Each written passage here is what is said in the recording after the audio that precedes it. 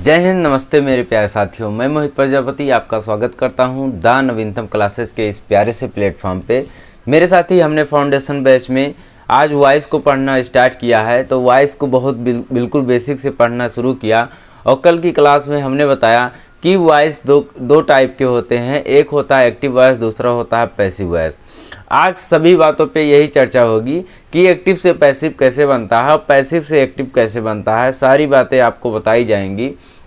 तो हमने कल इस बात पे भी चर्चा की कि किन किन का एक्टिव से पैसिव नहीं बनता है। वो एक बार फिर से बताते हैं आपको। आप एक बार रिवाइज कीजिएगा कि प्रेजेंट परफेक्ट कॉन्टिन्यूअस टेंस का एक्टिव से पैसिव नहीं बनता है। पास्ट परफेक्ट कॉन्टिन्यूअस टेंस का एक्टिव से पैसिव नहीं बनता है और फ्यूचर कॉन्टिन्यूअस टेंस और फ्यूचर परफेक्ट कॉन्टिन्यूअस टेंस का एक्टिव से पैसिव नहीं बनता है। और हमने सीखा कि प्रेजेंट इंडेफिनिट, प्रेजेंट कॉन्टिन्यूअस और प्रेजेंट परफेक्ट और past indefinite, past continuous, past perfect. फिर उसके बाद हमने सीखा कि फ्यूचर इंडेफिनिट फिर फ्यूचर परफेक्ट टेंस का एक्टिव से पैसिव बनता है। बस यहाँ तक सीखते हुए आज हम इसी को बहुत ब्रीफ में यानी कि बहुत ही अच्छे से विस्तार से हम सीखेंगे कि प्रेजेंट इंडेफिनिट का एक्टिव से पैसिव कैसे बनेगा, प्रेजेंट कॉन्टिन्यूअस का एक्टिव से पैसिव कैसे बनेगा और प्रेजेंट परफेक्ट का एक्टिव से पैसिव कैसे बनेगा। सभी बातों पे चर्चा होगी। तो एक बार फिर से आपका स्वागत है उसी उल्लास, उसी ज़बरदस्त क्लास में, आज की होने वाली सबसे दमदार, शानदार और ज़बरदस्त क्लास में। तो ऐसे ही आप अपना प्रेम लुटाते रहिए और द नवीनतम क्लासेस को बहुत ही सपोर्ट कीजिए और आइए सीखते हैं, अपने आप को बेहतर बनाते रहिए। चलिए हम आज बात करते हैं। हमने सिर्फ दो की बात की, जैसे कि एक हमने बात की थी एक्टिव पैसिव, एक्टिव वॉइस। दूसरा हमने बात किया पैसिव वॉइस। किसकी बात की? पैसिव वॉइस की। अब दोनों में क्या अंतर है? इसमें हम क्या कहते हैं, इसमें हमने बताया आपको कि सब्जेक्ट को प्रधानता दी जाती है। यानी कि एक्टिव वॉइस में क्या होता है, सब्जेक्ट को प्रधानता दी जाती है, सब्जेक्ट को प्रधानता दी जाती है, सब्जेक्ट को प्रधानता दी जाती है, प्रधानता दी जाती है, प्रधानता दी जाती है। और ऑब्जेक्ट में क्या होता है, ऑब्जेक्ट में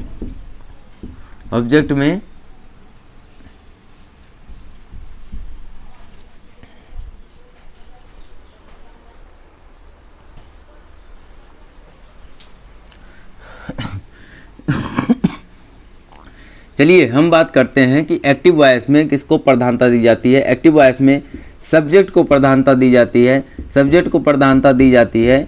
और पैसिव वॉइस में क्या होता है, पैसिव वॉइस में ऑब्जेक्ट को प्रधानता दी जाती है। किसकी प्रधानता दी जाती है? ऑब्जेक्ट को प्रधानता दी जाती है। हमने यहाँ तक सीखा था, कल की क्लास में हमने यहीं तक बताया कि ऑब्जेक्ट को प्रधानता दी जाती है और इसमें सब्जेक्ट को प्रधानता दी जाती है। प्रधानता का मतलब इसी को सबसे पहले सब्जेक्ट बनाकर किया जाता है। फिर बताया हमने बनाने के नियम में कि जब एक्टिव से पैसिव बनेगा, जैसे हम एक सेंटेंस लेते हैं, जैसे ही रीड्स बुक, ये आपका सेंटेंस हुआ, वह किताब पढ़ता है। तो इसका हम एक्टिव से जब पैसिव बनाएंगे, ये आपका क्या हुआ, सब्जेक्ट हुआ, ये आपका वर्ब हुआ, ये सब हम आपको बता चुके हैं और ये आपका ऑब्जेक्ट होता है।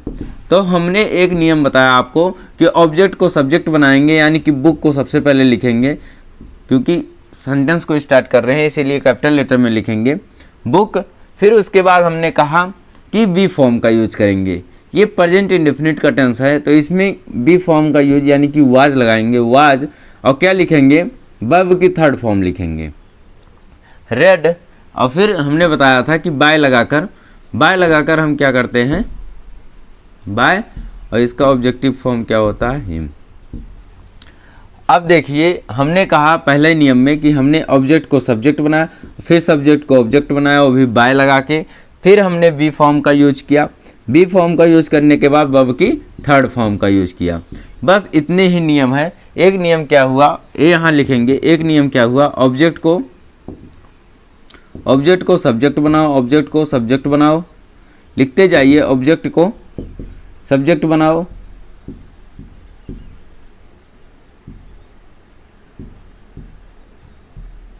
ऑब्जेक्ट को सब्जेक्ट बनाओ, फिर उसके बाद सब्जेक्ट को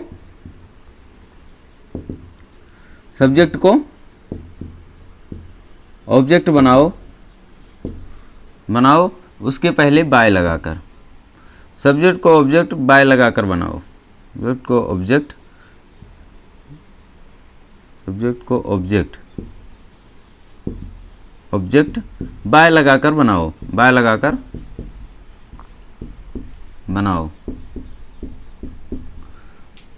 बनाओ। फिर उसके बाद हमने कहा क्या कि वर्ब की बी फॉर्म का प्रयोग करो, वर्ब की बी फॉर्म का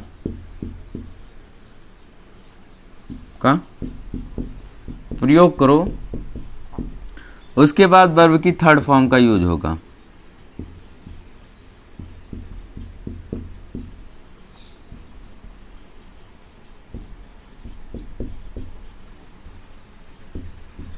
बस इन्हीं आप चारों को ध्यान में रखिए और धड़ इनको सबको बनाते चलिए। तो आइए आज सीखते हैं कि प्रेजेंट इंडेफिनिट टेंस का एक्टिव से पैसिव कैसे बनता है, फिर हम कॉन्टिन्यूअस को सीखेंगे, फिर परफेक्ट को सीखेंगे। आइए ऐसे ही हम सबको सीखते चले जाएंगे, सिर्फ इन्हीं नियमों को ध्यान में रखते हुए। चलिए सीखते हैं। हम लिखते हैं कि प्रेजेंट इंडेफिनिट का एक्टिव से पैसिव, क्या लिखेंगे यहाँ पे, प्रेजेंट इंडेफिनिट का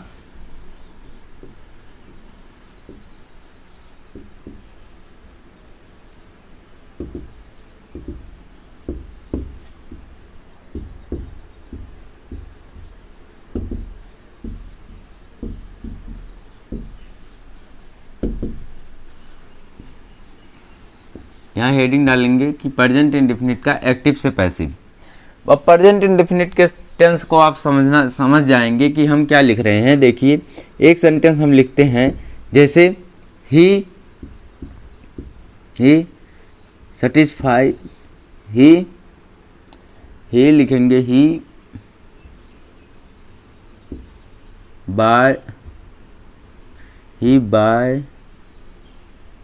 बायज अ पेन लिखेंगे, ही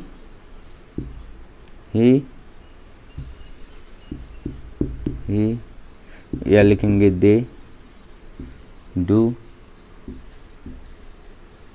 दियर वर्क। एक सेंटेंस और लिखेंगे, इनको मिटा देते हैं, नहीं तो इन्हीं को ट्रांसलेट करते हैं। चलिए ये आपका क्या हुआ, एक्टिव वॉइस में हुआ, ये भी आपका क्या हुआ, एक्टिव वॉइस में। चलिए इन दोनों को हम फिर से बनाते हैं। आप जब इसमें देखा कि वर्ब के फर्स्ट फॉर्म में यस या यस लगा है, तो हमने क्या समझा कि ये प्रेजेंट इंडेफिनिट का टेंस है। प्रेजेंट पी-आई का मतलब प्रेजेंट इंडेफिनिट, ये प्रेजेंट इंडेफिनिट टेंस है। प्रेजेंट इंडेफिनिट टेंस का अब हमने इसी नियम पे काम करेंगे कि ऑब्जेक्ट को सब्जेक्ट बनाओ, यानी कि आप पेन को सब्जेक्ट बनाओ, आप पेन। फिर इसमें बताया गया कि वी फॉर्म का यूज करो, किसका, वर्ब की वी फॉर्म का यूज करो। वर्ब की वी फॉर्म मतलब जब ये प्रेजेंट टेंस में होता है, इसके बाद हम किसका यूज करते हैं, इज एम आर का। आप पेन इज, फिर क्या लिखेंगे, बाय का क्या होता है, थर्ड फॉर्म बॉट होता है, बॉट बाय हिम। ये आपका सेंटेंस अब तैयार हुआ। अब इसमें एक बताया गया था कि सब्जेक्ट को ऑब्जेक्ट बनाओ, यानी कि हम जब सब्जेक्ट को ऑब्जेक्ट बनाने लगे तब हमने बाय लगा कर बनाया। क्या किया था, बाय लगा कर बनाया। उसके बाद वर्ब की थर्ड फॉर्म का यूज ही किया, तो ये आपका पैसिव वॉइस बन के तैयार हुआ। ऐसे ही बनता है पैसिव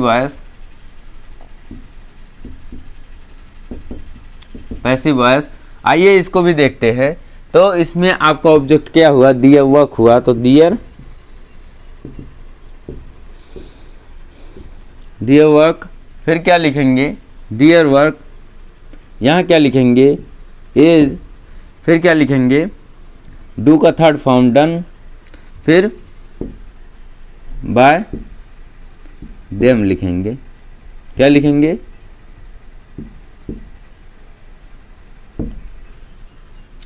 तो आपका ये सेंटेंस क्या हुआ, ये आपका हुआ सब्जेक्ट जब बन गया यहाँ से ऑब्जेक्ट को हमने सब्जेक्ट बनाया, फिर सब्जेक्ट को ऑब्जेक्ट बनाया, फिर वर्ब की थर्ड फॉर्म का यूज किया, बी फॉर्म का यूज हुआ।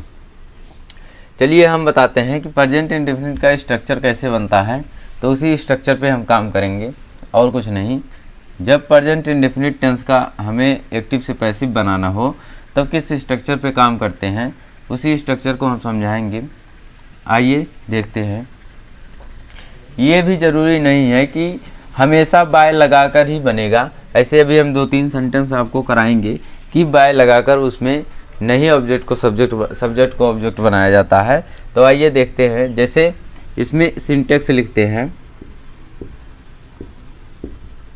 सिंटेक्स में लिखते हैं जब हम सब्जेक्ट को ऑब्जेक्ट बनाएंगे तो यहाँ लिखेंगे सब्जेक्ट। जब ऑब्जेक्ट का सब्जेक्ट बनेगा तो हमारा सब्जेक्ट में कार्य करेगा। फिर हम इसमें के साथ हम क्या लगाते हैं, इज, आई एम, और क्या लगाते हैं, आर लगाकर वर्ब की थर्ड फॉर्म का यूज करेंगे। किसका? थर्ड फॉर्म का यूज करेंगे। फिर बाय लगाकर ऑब्जेक्ट को लिखेंगे। क्या करेंगे? बाय लगाकर ऑब्जेक्ट को लिखेंगे। ज़रूरी नहीं है कि सभी सेंटेंस में हमेशा बाय ही लगे। अब आपको स्ट्रक्चर समझ में आया कि हम सब्जेक्ट के साथ है इज, आई एम, आर लगाकर वर्ब की थर्ड फॉर्म, फिर उसके बाद बाय लगाकर ऑब्जेक्ट को लिखेंगे। जैसे एक सेंटेंस है आपका, जैसे ही नोज मी। अब आप इसको बताइए कि इसका कैसे बनेगा। फिर उसके बाद एक सेंटेंस है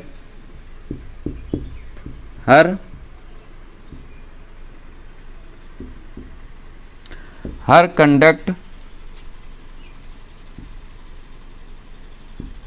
शॉक्ड मी। एक सेंटेंस और है हिज रिप्लाई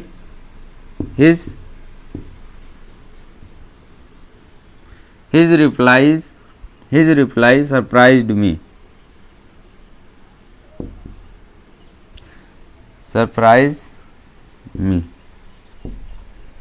एक सेंटेंस और है, हम इसमें लिखते हैं, आप इसको भी बताइए कि एक सेंटेंस और है this book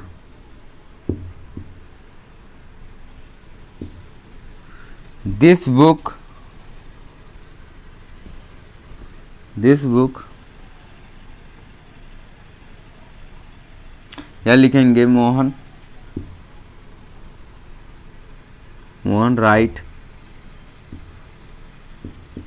rights this book. ये आपका सेंटेंस हुआ। इतने सेंटेंस हुए। अब इसको इसी स्ट्रक्चर के फॉर्म में हम करते हैं। पहले हम क्या करेंगे, सब्जेक्ट को ऑब्जेक्ट बनाएंगे। यूनिवर्सल रूल क्या बताया था हमने कि सब्जेक्ट को ऑब्जेक्ट बनाओ और ऑब्जेक्ट को सब्जेक्ट बनाओ। उसके बाद वर्ब की बी फॉर्म का यूज करो। फिर उसके बाद क्या करो, वर्ब की थर्ड फॉर्म का यूज करने के बाद बाय लगाकर ऑब्जेक्ट को लिखो। यानी इसी नियम पे काम करेंगे। तो हम पहले क्या करेंगे, मी का सब्जेक्टिव फॉर्म क्या होता है, आई होता है। आई, फिर नोज के साथ हमने क्या बताया, आई के साथ हम लगाएंगे एम को, तो क्या हो गया आई एम। फिर वर्ब की थर्ड फॉर्म यानी कि नो का थर्ड फॉर्म क्या होता है, नोन होता है, नोन। फिर क्या करेंगे, बाय लगाएंगे। बाय लगाकर क्या लिखते हैं, ही का ऑब्जेक्टिव फॉर्म हिम होता है। तो हम उम्मीद है आपको यहाँ तक समझ में आया। I am know by him. अब इसी को बनाते हैं कि इसका ऑब्जेक्ट कैसे बनेगा। फिर इसमें सब्जेक्ट बनाएंगे। मी का सब्जेक्टिव फॉर्म आई होता है। आई के साथ हमने बताया एम नहीं लगेगा। ये क्या हुआ आपका, शॉक्ड लिखा है, वर्ब की थर्ड फॉर्म का सेकंड फॉर्म का यूज किया गया है। तब ये पास्ट इंडेफिनिट टेंस का हुआ। जब पास्ट इंडेफिनिट टेंस का होता है तब इसके साथ हम क्या लगाएंगे, वाज या वर को लगाएंगे। Was, I was. फिर उसके बाद क्या करेंगे, आई वाज क्या लिखेंगे, शॉक्ड बाय हिज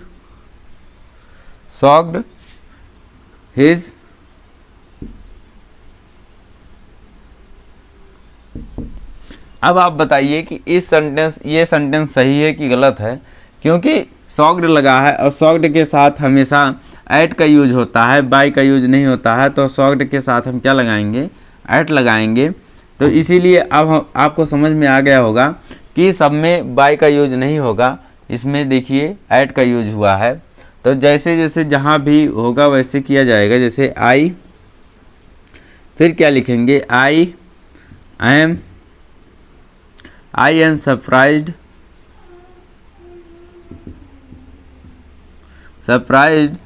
फिर इसके साथ भी क्या होगा, सरप्राइज के साथ हम एट का यूज करेंगे, एट हिज रिप्लाई। आप इस सेंटेंस को देखिए कि दिस बुक को लिखेंगे, दिस बुक सेंटेंस स्टार्ट से, इसीलिए कैपिटल लेटर का यूज करेंगे। दिस बुक इज, अब क्या लिखेंगे, वर्ब की third form written by Mohan.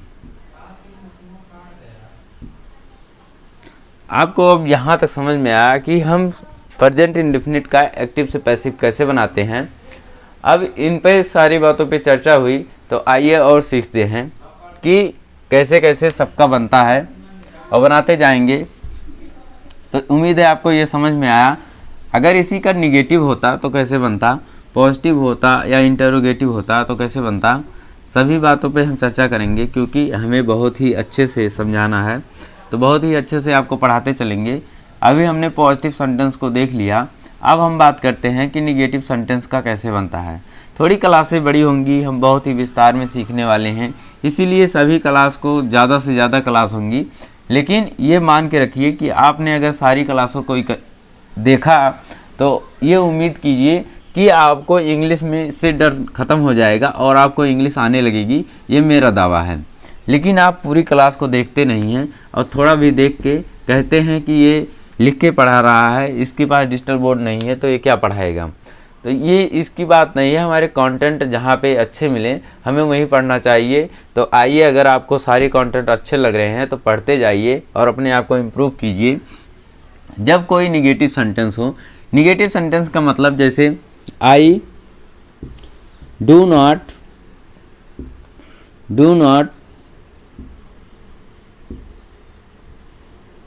Reply him, ये सेंटेंस हुआ आपका। जैसे he does not eat mango. एक सेंटेंस और हुआ, दे डू नॉट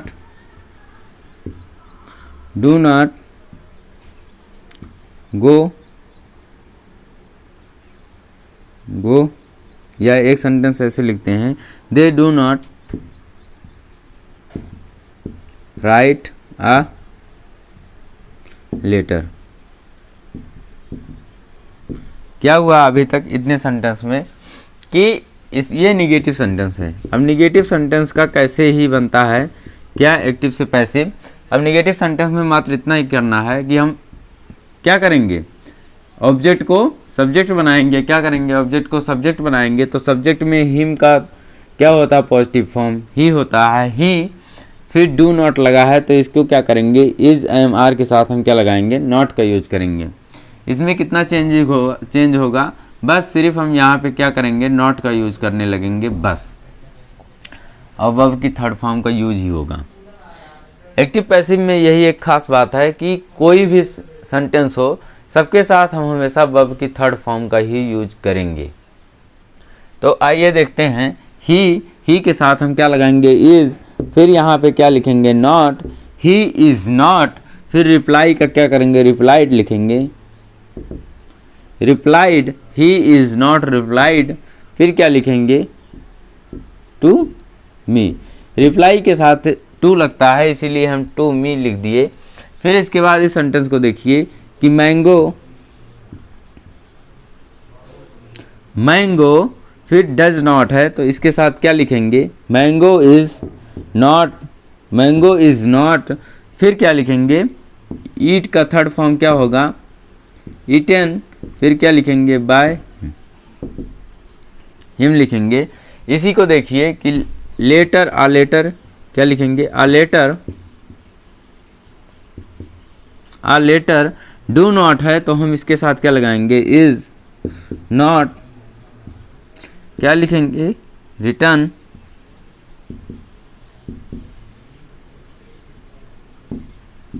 फिर बाय देम। उम्मीद है आपको ये सारे सेंटेंस आपको समझ में आए। तो हम यही आशा करते रहते हैं कि आप हमेशा सीखते जाइए। सॉरी, ये आपका ऑब्जेक्ट है। ऑब्जेक्ट को हमने क्या किया, सब्जेक्ट बनाया। फिर हमने क्या किया, सब्जेक्ट को ऑब्जेक्ट बनाया यहाँ पे। उसके बाद हम रिप्लाई का थर्ड फॉर्म लिखे। उसके बाद हम क्या किए, इसका कॉन्टिन्यूअस में कर देते हैं। अब आप ये याद कर पाएंगे, हम बताते हैं कि जब हम प्रेजेंट इंडेफिनिट का एक्टिव से पैसिव बनाएं तो हमें हेल्पिंग वर्ब की ज़रूरत क्या होती है, कॉन्टिन्यूअस टेंस की ज़रूरत होती है।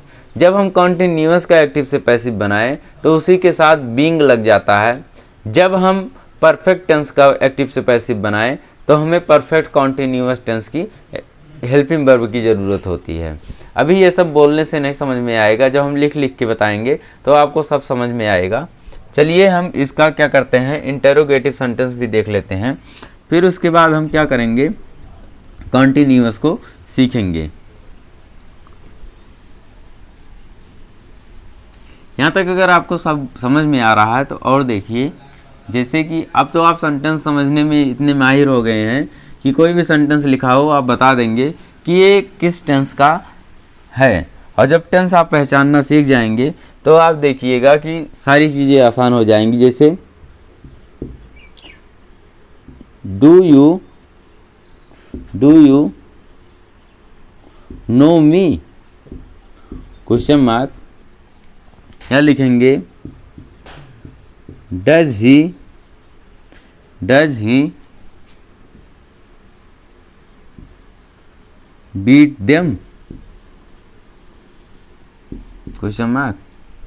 फिर क्या लिखेंगे, डू दे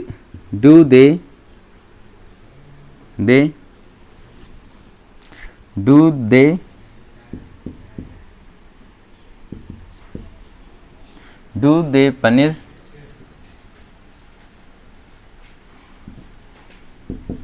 हिम। चलिए हम एक निगेटिव भी बना लेते हैं, जैसे कि होगा do they not punish him. चलिए हम इन्हीं 3 सेंटेंस को बनाते हैं क्या, एक्टिव से पैसिव।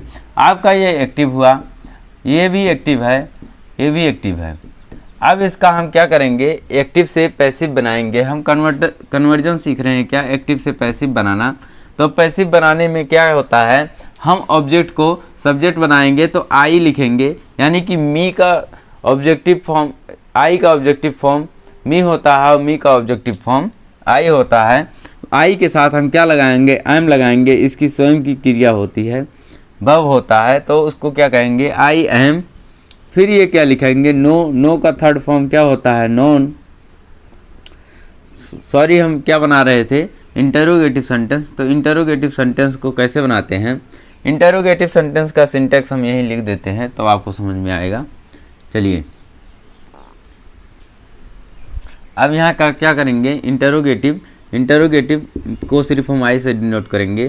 तो इसमें क्या करेंगे, इज, एम और आर। क्या हुआ, इज, एम, आर।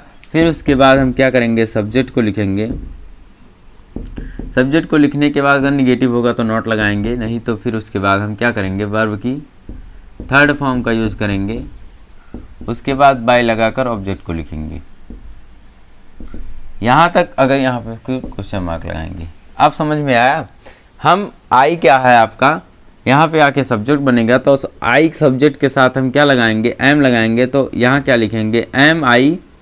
फिर क्या लिखेंगे, ये निगेटिव नहीं है तो नॉट नहीं लगाएंगे। फिर नो का थर्ड फॉर्म क्या लिखेंगे, नॉन।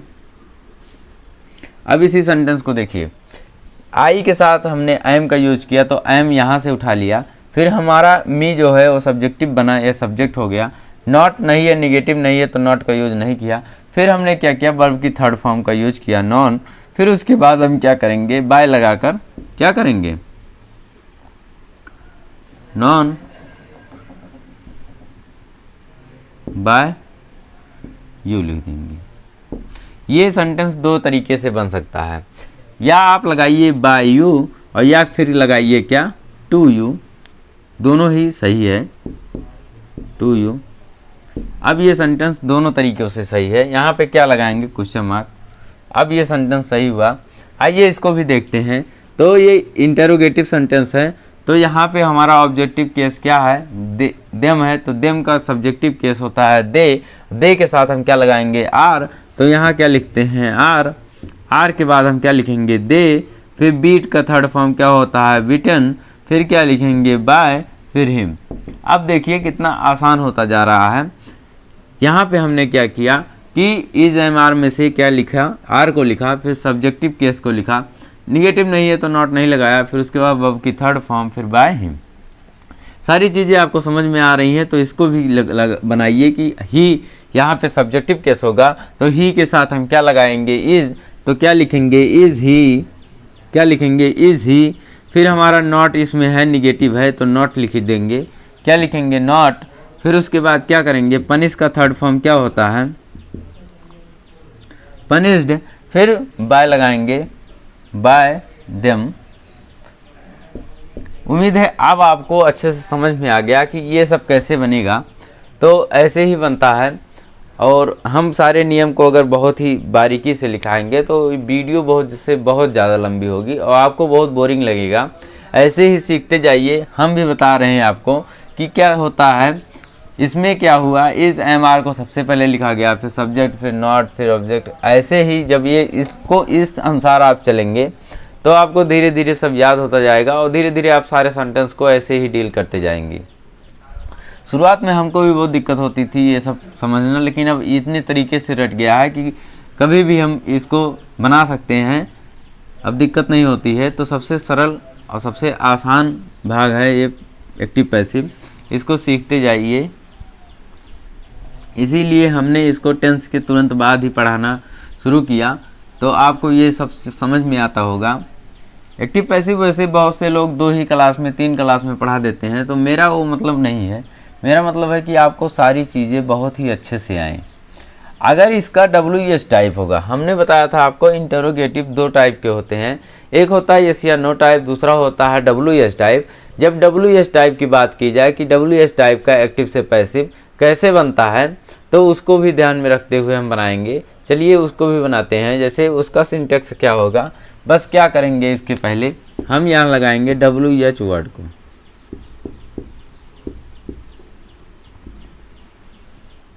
WH वर्ड को चलिए 2-3 सेंटेंस लिखते हैं। जैसे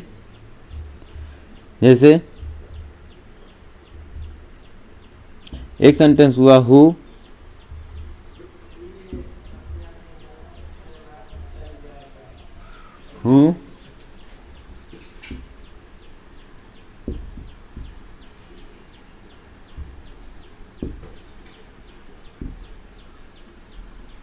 नो यू, या लिखेंगे व्हाट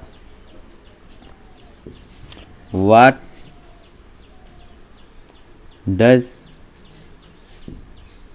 ही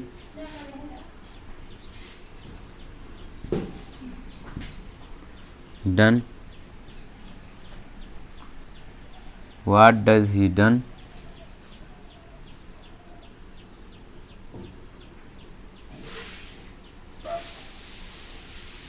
ऐसे एक सेंटेंस ऐसे लिखते हैं, ये गलत हो गया। एक सेंटेंस लिखते हैं कि why does he beat them. जैसे when do they not they not